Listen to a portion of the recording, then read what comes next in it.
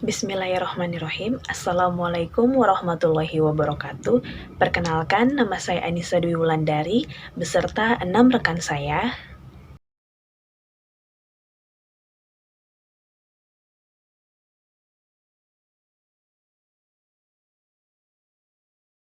Kami akan menyampaikan materi mengenai dampak krisis ekonomi global terhadap perekonomian nasional dan kebijakan nasional dalam menghadapi dampak tersebut.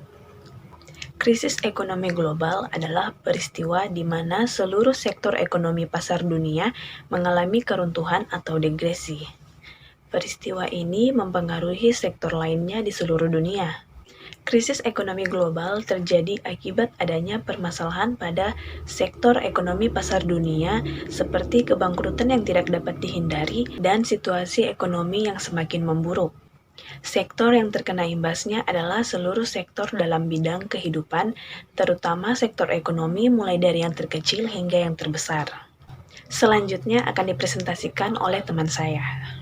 Saya akan melanjutkan presentasi mengenai sifat krisis ekonomi global. Dari proses terjadinya krisis ekonomi terbagi menjadi dua sifat. A. Ekonomi yang terjadi secara mendadak atau muncul tanpa adanya tanda-tanda umum. Yang terjadinya krisis itu secara umum disebut goncangan ekonomi tak terduga. Contoh seperti kenaikan harga minyak mentah yang terjadi di pasar internasional pada tahun 1974. B. Dan krisis ekonomi yang sifatnya tidak mendadak, yaitu krisis yang melewati proses akumulasi yang cukup panjang. Contoh, krisis ekonomi global yang terjadi pada periode 2008-2009. Selanjutnya akan dipresentasikan oleh teman saya. Saya akan melanjutkan presentasi mengenai tipe atau jenis krisis ekonomi. Krisis yang pertama yaitu krisis produksi. Krisis produksi biasanya terjadi dalam bentuk penurunan produksi domestik secara mendadak dari suatu komoditas tertentu. Yang kedua yaitu krisis perbankan. Krisis perbankan adalah keadaan di mana penurunan cadangan valuta asing yang cepat sehingga mengakibatkan bank run. Yang ketiga yaitu krisis nilai tukar. Krisis nilai tukar terjadi akibat dari penurunan mata uang yang besar atau mendadak dan secara cepat. Yang keempat yaitu krisis perdagangan. Krisis perdagangan terjadi apabila harga barang yang ingin kita impor melambung tinggi dan harga barang yang ingin kita ekspor menurun drastis. Yang kelima yaitu krisis modal. Krisis modal adalah keadaan di mana bantuan yang diberikan berkurang besar atau bahkan dihentikan. Presentasi selanjutnya akan dilanjutkan oleh teman saya. Terima kasih. Selanjutnya saya akan melanjutkan materi tentang dampak krisis ekonomi global terhadap perekonomian nasional. Adapun dampak krisis ekonomi global terhadap perekonomian nasional ialah melemahnya pertumbuhan ekspor barang dan jasa sebagai akibat dari menurunnya harga dan permintaan komoditas ekspor Indonesia sebagai dampak dari krisis keuangan global. Adapun keuangan global setiap tahunnya mengalami penurunan. Hal itulah yang mengakibatkan krisis perekonomian, krisis keuangan pada perekonomian global. Hal tersebut akan berakibat pada merosotnya aktivitas global dan perdagangan dunia.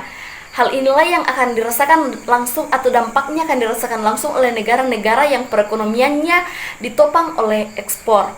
Nah, materi selanjutnya akan dilanjutkan oleh rekan saya. Selanjutnya saya akan mempresentasikan mengenai jalur transmisi dan indikator monitoring dampak krisis. Berdasarkan tipe krisis, yang pertama krisis produksi. Krisis produksi jalurnya kesempatan kerja, pendapatan, inflasi. Adapun indikatornya yaitu output, kesempatan kerja, pendapatan menurut sektor wilayah, sedangkan inflasi, kemiskinan menurut wilayah. Yang kedua, krisis perbankan. Jalurnya kredit, suku bunga pinjaman, output, kesempatan kerja, pendapatan. Indikator utamanya yaitu output, kesempatan kerja, pendapatan menurut sektor wilayah, sedangkan kemiskinan menurut wilayah. Yang ketiga ada krisis nilai tukar. Jalurnya ekspor, impor, output, kesempatan kerja, pendapatan, inflasi. Indikator utamanya ekspor, impor, output, kesempatan kerja, pendapatan menurut sektor wilayah, sedangkan inflasi dan kemiskinan menurut wilayah. Yang keempat ada krisis ekspor. Krisis ekspor jalurnya ada output, kesempatan kerja, pendapatan. Indikator utamanya yaitu ekspor, output, kesempatan kerja, pendapatan menurut sektor wilayah, sedangkan kemiskinan menurut wilayah. Kelima, krisis impor. Jalurnya output, kesempatan kerja, pendapatan, dan inflasi. Adapun indikatornya output, kesempatan kerja, pendapatan menurut sektor wilayah, sedangkan kemiskinan dan inflasi menurut wilayah. Yang keenam atau yang terakhir, krisis modal. Jalurnya output, nilai tukar, kesempatan kerja, pendapatan, dan inflasi. Adapun indikator utamanya yaitu output, kesempatan kerja, dan pendapatan menurut sektor wilayah, sedangkan kemiskinan dan inflasi menurut wilayah. Selanjutnya, presentasi akan dilanjutkan oleh teman saya. Saya akan melanjutkan presentase dengan judul Kebijakan Nasional Indonesia dalam menghadapi dampak dari krisis ekonomi global. Krisis ekonomi global merupakan sebuah hambatan laju ekonomi secara global, sehingga menyebabkan keterpurukan pertumbuhan ekonomi suatu negara terkait. Tentu dalam skala global, Indonesia merupakan negara yang paling terkena dampak dari krisis ekonomi tersebut, karena jalur ekonominya yang bergantung pada negara-negara adidaya. Untuk itu dibutuhkan langkah-langkah strategis dalam mengambil kebijakan nasional untuk menghadapi dampak dari krisis ekonomi. Di sini saya akan menjelaskan beberapa kebijakan yang menurut saya dapat mencegah dampak dari krisis ekonomi global. Yang pertama, kebijakan menguatkan sektor ekonomi UMKM dan koperasi. Keterkaitan antara UMKM dengan perekonomian global masih sangat terbatas. Hal ini dapat membuat sektor ekonomi UMKM terus meningkat tanpa terpengaruh dampak dari krisis ekonomi global. Yang kedua, kebijakan menggunakan dan memanfaatkan sumber daya dalam negeri. Salah satu dampak dari krisis ekonomi global adalah anjloknya kuota ekspor dan impor. Maka dari itu penggunaan dan pemanfaatan sumber daya dalam negeri akan sangat mendorong pertumbuhan ekonomi di tengah krisis ekonomi global yang menyebabkan investor terganggu. Dalam hal ini adalah investor dari luar negeri. Kebijakan ini juga dapat lebih menguatkan sektor UMKM untuk mendorong pertumbuhan yang lebih pesat. Yang ketiga, kebijakan fokus penggunaan APBN untuk pembangunan ekonomi. Tentu dalam situasi krisis ekonomi global, sektor ekonomi adalah yang paling membutuhkan fokus dari APBN. Dengan begitu dapat menghambat dan mencegah dampak dari krisis ekonomi global di negara Indonesia. Sekian dari presentasi saya, dan selanjutnya akan dilanjutkan oleh rekan saya. Selanjutnya saya akan menjelaskan mengenai solusi mengatasi krisis ekonomi global. Yang pertama, menghentikan subsidi kepada masyarakat yang mampu sehingga subsidi yang diberikan tepat sasaran dan tepat guna. Misalnya saja masyarakat yang diberikan yaitu masyarakat yang memiliki usaha-usaha mikro atau masyarakat yang tidak memiliki usaha sehingga mereka dapat menjalankan usaha dengan baik. Yang kedua, memberikan pelatihan-pelatihan khusus kepada masyarakat sehingga masyarakat memiliki skill dan memiliki daya beli yang tinggi.